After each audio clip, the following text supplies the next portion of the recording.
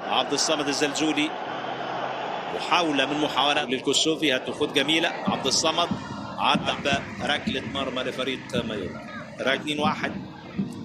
وبعد كأس العالم هي مباراة العودة مرة أخرى من جديد لريال أرينا أمام فريق أتلتيك بلباو.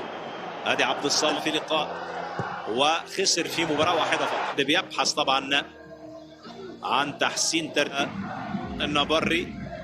ادي عبد الصمد 6% في اول 27 دقيقة من عمر المباراة. عبد الصمد ريال سوسيداد بهدفين مقابل لا شيء.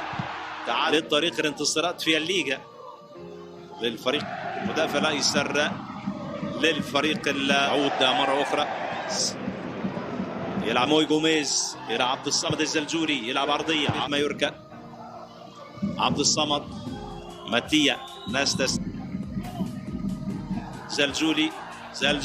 زلزولي مر لعرضية عبد الصمد.